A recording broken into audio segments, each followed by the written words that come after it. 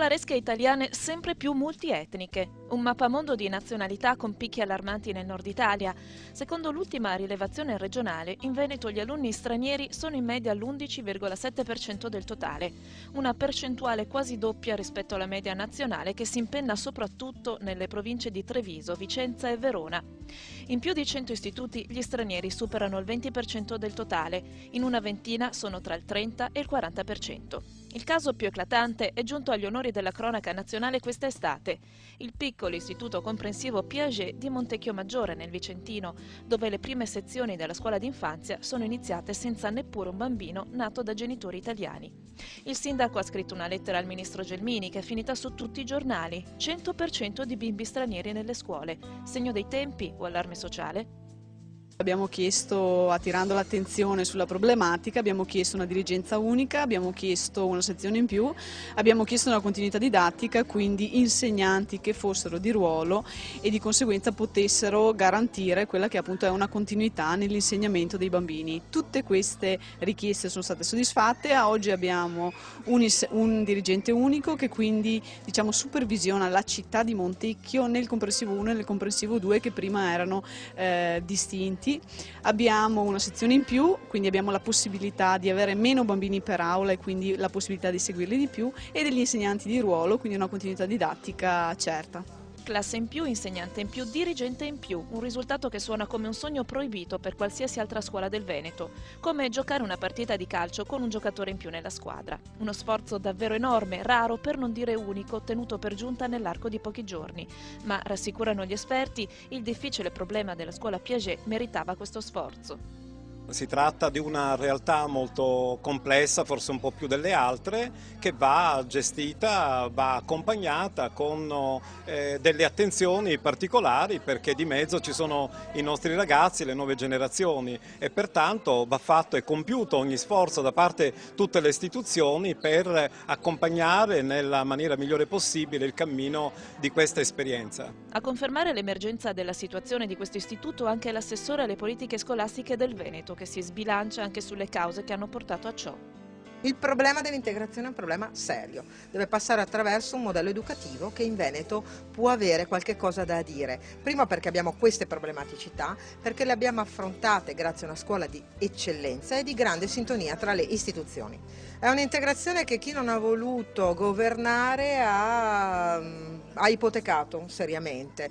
Politiche di urbanizzazione sbagliate nelle nostre città e nei nostri paesi, scelte di buonismo per cui non si voleva parlare di differenze, ma si diceva che era molto bello vedere multiculturalità quando è una babele. Noi vogliamo una società che sia non multiculturale ma evidentemente multietnica, il che significa che attraverso la cultura noi integriamo. Cultura non è solo conoscenza della lingua italiana, è conoscenza delle regole, degli usi, dei costumi che fanno di noi un popolo e una comunità, e la scuola ovviamente è la prima linea.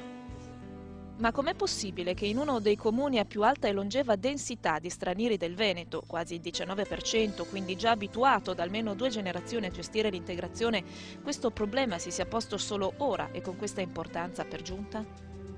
L'amministrazione precedente aveva costituito insieme col provveditorato agli studi col dottor Palumbo un patto per la scuola. Questo prevedeva una presenza equilibrata di alunni stranieri e italiani nelle scuole di Montecchio. Eravamo riusciti ad avere alle elementari grosso modo una media che oscillava ai 30%. L'amministrazione ha tolto i finanziamenti a questa scuola, noi avevamo investito 148 euro sulle 2 scuole, di cui 80 su questa scuola, cioè il secondo comprensivo, e 60 nell'altro. Questo per incrementare i progetti, in modo particolare il doposcuola e l'alfabetizzazione. Quando ero io assessore, in prima elementare avevamo il 30-32% di bambini stranieri, adesso che sono loro sono il 60-67%, ma ci sono bambini, decine di bambini che sono ad Altavilla, che sono fuggiti eccetera. Questa soprattutto perché fanno una politica contro gli stranieri e ovviamente gli stranieri cercano di proteggersi. Il trovarsi tutti qua è come gli italiani a New York, a Brooklyn, è la stessa cosa.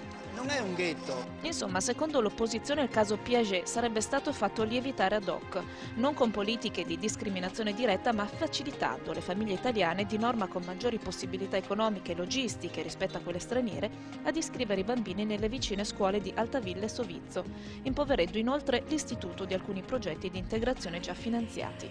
Voglio ricordare il progetto del nido integrato all'interno di questa scuola, che permetteva a bambini che notoriamente frequentano il nido, italiani, poi eventualmente di passare alla materna, quindi questo avrebbe creato un buon viatico per i bambini italiani, progetto che non si sa più nulla, la regione l'aveva anche finanziato, quindi persi finanziamenti pubblici. Eppure alcuni genitori italiani che scelgono questa scuola convinti del valore di un meticciato di civiltà esistono.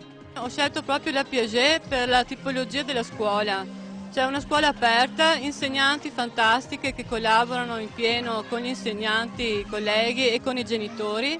Abbiamo quest'anno dipinto le mura esterne facendo dei murales, coinvolgendo anche genitori extracomunitari. Ovviamente non è facile, la cultura ci divide, le diversità ci sono, ma con la buona volontà e soprattutto non con la diffidenza, ma con la voglia di fare, secondo me questa può essere una buona scuola di inizio anche per modello per altre scuole italiane. Un intervento con gli stranieri crea un contesto favorevole, oltre che ricco, in modo particolare per i figli degli italiani e invita le famiglie italiane a rimanere qui ad Alte, cosa che invece adesso sono incentivate in qualche modo a fuggire.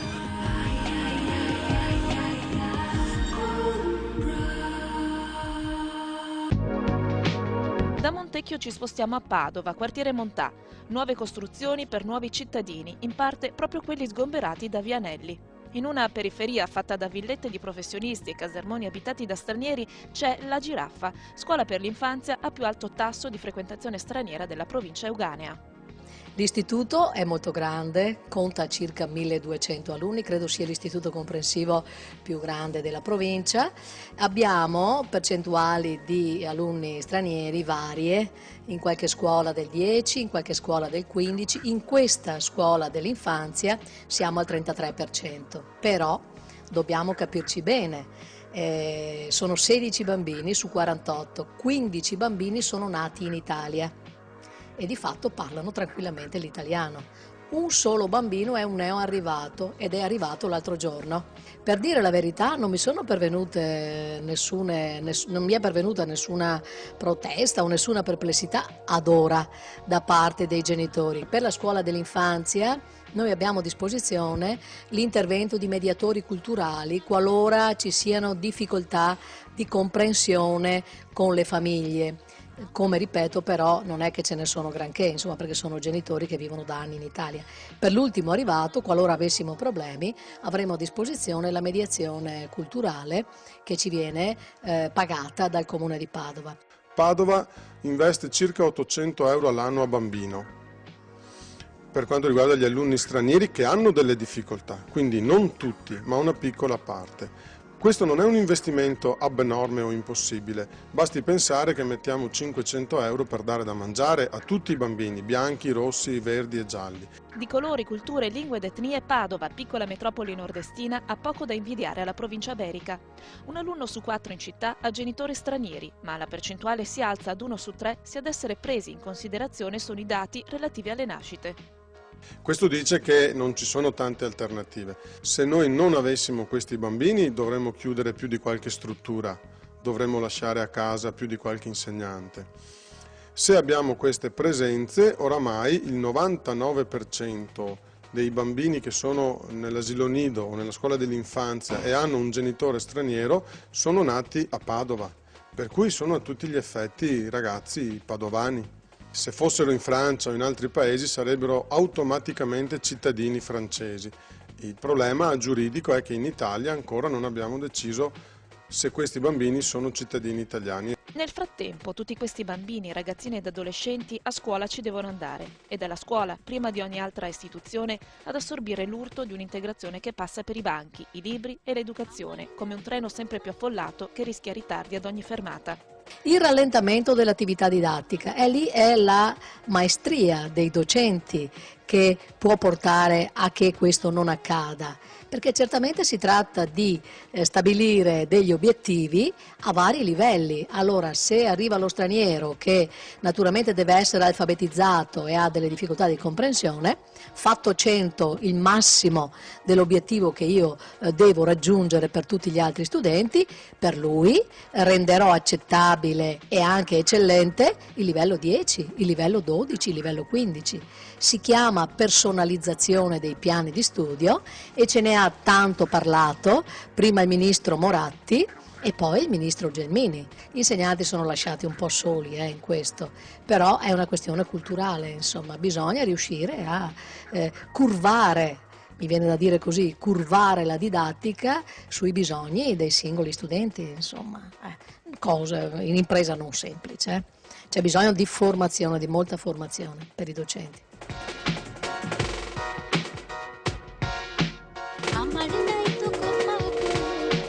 Non può assolutamente essere letto solo come un problema. Chi rappresenta le istituzioni deve saper leggere i dati, i numeri, le situazioni, i fenomeni, i cambiamenti in atto, deve però poi subito dopo saper trovare i percorsi, le risorse, le scelte politiche per rendere agibile la convivenza, in questo caso tra le persone. Non ho mai capito quale sarebbe l'alternativa proposta da chi dice non possiamo andare oltre il 30%. Dove ce li mettiamo? Li lasciamo fuori, all'aperto, li carichiamo su un pullman e li facciamo fare tutta la città. Se si vuole, si possono trovare le risorse. Il problema è quali sono le priorità. Le giovani generazioni, il futuro del Paese è una priorità.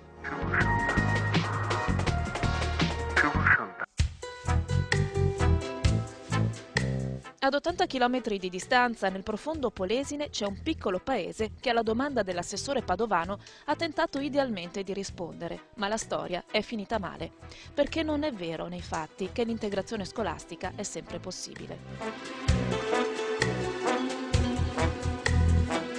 Villanova Marchesana, 1000 anime dimenticate sotto l'argine del Po. Appena parcheggio la macchina di fronte al bar del paese, parte della storia che devo raccontare mi si presenta di fronte, spontaneamente. Forza scuola, popocce! Che schifo! La storia di Villanova Marchesana è quella di un'integrazione cercata ma fallita, di un paesino che ha perso la sua scuola perché prima ha perduto la sua identità. Qui, 2 anni fa, l'inserimento scolastico programmato per i piccoli studenti della folta comunità Rom, che risiede in paese da 10 anni, ha fatto fuggire gli italiani e la scuola è stata chiusa. Quanti anni hai? 13. 13, vai alla scuola di Papozze? Sì, le medie. Sempre stato a scuola di Papozze? Sì, dalle elementari. Elementari? Tu? Superiori. Superiori dove vai? Vai a Rovigo. E che classe fai? Cosa fai? 4 superiore. Sì, ma di che scuola? Io, liceo. Piace andare a scuola? Fai una foto. Qui siamo a Villanova Marchesana, è un paese di 1100 abitanti, tra italiani e stranieri, perché ha una buona percentuale di stranieri tra slavi e cinesi, perché ultimamente gli insediamenti cinesi stanno aumentando di molto. E la nostra realtà di Villanova aveva una scuola elementare qui nel capoluogo e una scuola materna nella frazione di Canal Novo. Tutto è cominciato fra il 2002 e il 2004 quando un gruppo di famiglie di provenienza slava, rom, che erano insediati nella provincia di Venezia, sono arrivati a Villanova Marchesana perché c'erano delle abitazioni a prezzi economicamente vantaggiosi, insomma appetibili per loro. Quindi in 2 anni sono arrivate 5 o 6 famiglie con il relativo carico di bambini e quindi è cominciato da lì l'avventura dell'inserimento scolastico di questi ragazzi, insomma quasi tutti in età scolare. Noi siamo partiti dal 2006, nell'anno scolastico 2005-2006, con questo progetto di integrazione che è stato finanziato dal Comune di Villanova Marchesana, dalla Caritas diocesana in collaborazione con la scuola materna di Canalnovo e la scuola materna di Crespino, che è l'altro paese vicino a noi, che è un po' più grande come dimensioni, ma anche lì c'è una scuola materna privata che ci ha aiutato nell'inserimento di questi bambini. La nostra difficoltà più grossa è stato il numero, perché all'inizio la nostra scuola sempre aveva un numero di frequentanti dai 15 ai 20 bambini, 20-25 al massimo. Negli ultimi anni sono calati i bambini italiani che frequentavano e aumentati di molto i bambini stranieri. E siamo arrivati a un rapporto di 3-1, 3 stranieri e un italiano. E così man mano dal 2005-2006 fino all'anno scolastico successivo, il 2007, è stato l'ultimo anno di frequenza dei bambini italiani, che man mano si sono spostati nelle scuole dei paesi vicini. Avendo solo bambini stranieri, per integrare con gli italiani cosa facevamo? 2 giorni a settimana portavamo i bambini, insegnanti e per tutto il personale scolastico, li portavamo a Crespino, che era la scuola più grande, con 2 sezioni, aveva una 50ina di bambini frequentanti, e lì all'interno di questa mattinata a Crespino i bambini stranieri frequentavano, vivevano la realtà scolastica come i bambini italiani. Era l'unica possibilità di avvicinare e di mettere insieme questi bambini. È funzionato 1 anno, 2 anni e dopo diciamo che noi volevamo un maggior coinvolgimento anche da parte delle famiglie che non hanno risposto. Non è che abbiamo avuto una risposta molto positiva da parte delle famiglie per le quali noi ci siamo interessati, cioè dopo anni di lavoro da parte nostra non è che siamo riusciti ad ottenere una frequenza scolastica che sia degna di essere chiamata in questo modo. I bambini frequentano saltuariamente, troppo spesso li vediamo passeggiare per strada e quindi anche da parte delle famiglie che dovrebbero essere state felici di questo nostro lavoro non abbiamo ottenuto una grande risposta. Le famiglie rom non hanno risposto, a loro bastava che li prendessimo i bambini, li portassimo a scuola, li riportassimo a casa senza nessuna spesa e questo non ci è più bastato, insomma, anche perché a livello economico era difficile da sostenere. Da dire lo sforzo enorme del Comune di Villa Marchesana, la fondazione del Cassa di Risparmio che ci ha finanziato, la Caritas che è andata avanti alcuni anni per finanziare questo progetto, però ha visto appunto che le risposte da parte delle famiglie erano molto scarse, sollecitati più volte i genitori, alcuni 2 genitori sono entrati nel comitato di gestione della scuola di Canalnovo gli ultimi 2 anni, venivano alla riunione periodica, facevano sì, ok, sì, tutto bene alla riunione. Dopo in pratica non succedeva niente, non partecipavano, li chiamava all'assemblea, non venivano. Si sono presentati 1 volta 2 alla recita di fine anno scolastico per vedere i bambini. Quella è stata l'unica presenza dei genitori, però non è sufficiente, insomma. E quindi diciamo che il nostro tentativo di inserire questi bambini è funzionato un po', ma non al 100%. Insomma. In questo momento la situazione è che i bambini continuano ad essere inseriti nelle scuole dei paesi limitrofi. Il Comune non riesce più a sostenere economicamente questa situazione perché come è ben noto a tutti, insomma, non riusciamo a recuperare i soldi del trasporto scolastico, delle mense, eccetera. Sosteniamo per quanto ci è possibile la parte che riguarda poi i sussidi didattici, quaderni, libri, eccetera, però effettivamente siamo in grosse difficoltà.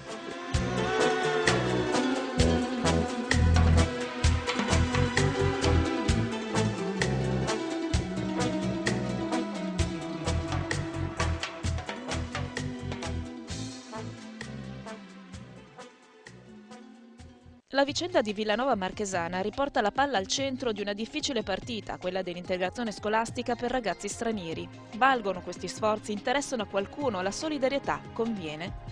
Rimane un ultimo giro da fare, un piccolo salto nel futuro che ci mostra quali potrebbero essere i risultati di una buona politica di integrazione. Per farlo abbandoniamo il Polesine e torniamo a Padova, nello storico Istituto Calvi, che da più di un secolo diploma ragionieri.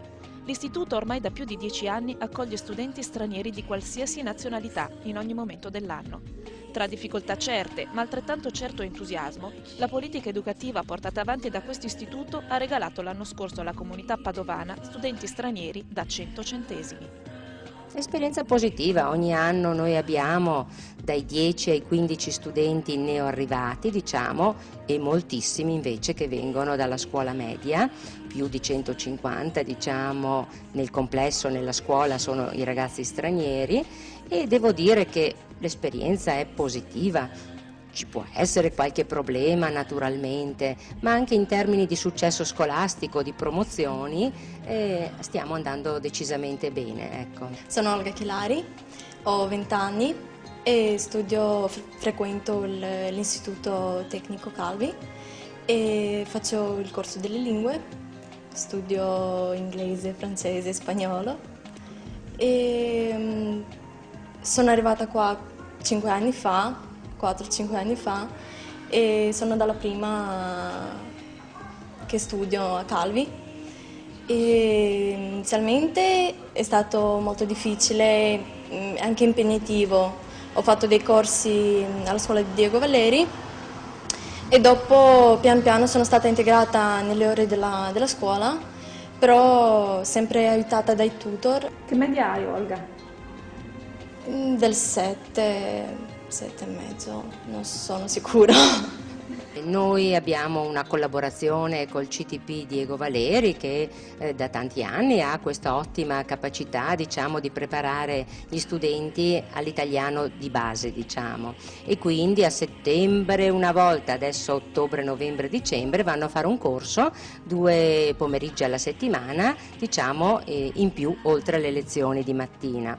Poi di mattina di solito da ottobre a dicembre facciamo il cosiddetto modulo di accoglienza, cioè in parte i ragazzi stanno in classe con i loro compagni e in parte escono in piccolo gruppo per fare lezioni specifiche proprio per alunni appena arrivati dal loro paese. Ciao, mi chiamo Violina, ho 19 anni e studio a Calvi da quasi 4 anni e dal primo anno. Diciamo che sono arrivata dalla Moldavia 4 anni fa e frequento il corso di lingue perché mi piacciono le lingue, soprattutto inglese, spagnolo e anche francese. Poi... Che media hai, Violina? 7 qualcosa, cioè non mi ricordo. E poi, come Olga ha detto, abbiamo fatto dei corsi qui a scuola ma anche a Diego Valeri e ci siamo integrati piano pianino e adesso un po' meglio. Come va con i compagni? Con i compagni? Vabbè, all'inizio è un po' difficile, però diciamo che bene. In genere noi abbiamo notato che i ragazzi stranieri, così complessivamente, hanno una motivazione forse maggiore rispetto ai nostri. Ci sono anche molti italiani che hanno motivazione allo studio, ma diciamo loro hanno veramente come un obiettivo in più da raggiungere, no? Avete notato anche voi ragazze, forse nelle classi si sente che loro hanno un impegno perché hanno un fine, hanno degli obiettivi precisi da raggiungere. Quindi non rallentano il POF? No, assolutamente no. Ok. Quindi esperienza positiva come insegnante? Abbiamo soprattutto ragazzi rumeni, moldavi, questa è la maggioranza, a parte diciamo il caso dei ragazzi cinesi, e sono ragazzi che in 3-4 mesi riescono ad apprendere l'italiano che serve per seguire le lezioni. Ciao, mi chiamo Irina, sono da un anno qua in Italia, ho 18 anni, frequento il corso Erika, cioè sono le lingue, dell'Istituto Tecnico Calvi.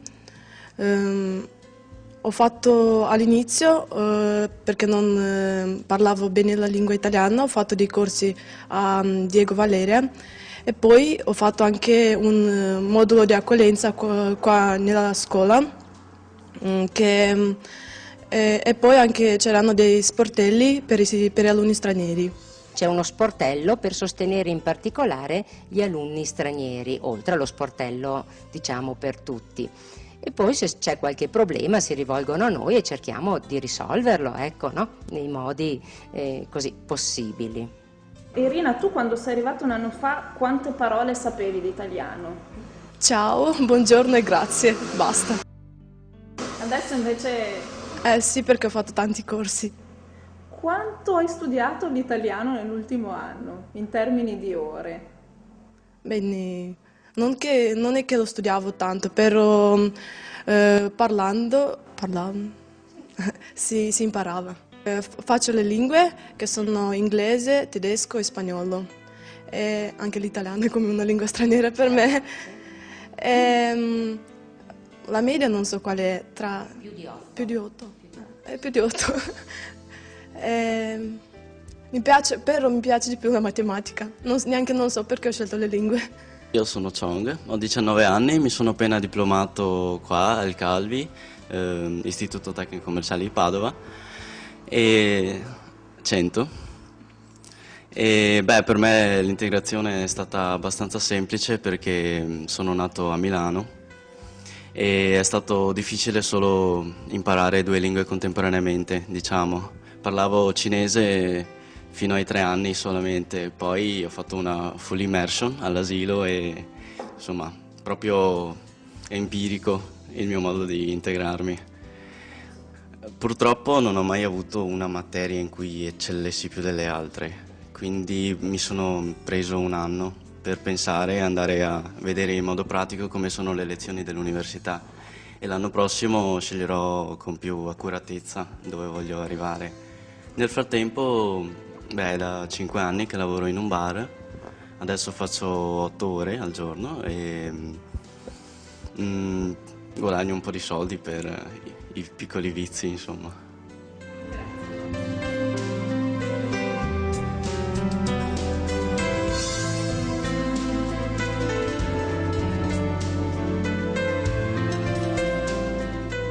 Il piccolo mondo antico della scuola veneta non esiste più. Oggi anche l'universo di Chong, Irina, Violina, Olga e di tanti altri ragazzi, bimbi ed adolescenti, volti di un Veneto diverso, cambiato, che ogni mattina si specchia assieme a noi. Un nuovo mosaico interculturale che con fatica viene assemblato anche attraverso i banchi, tessera dopo tessera. Alcune forse sono inadeguate, altre si conformano con più semplicità al disegno che tutti conosciamo, ma di certo nessuno più ormai può smettere di disegnarlo.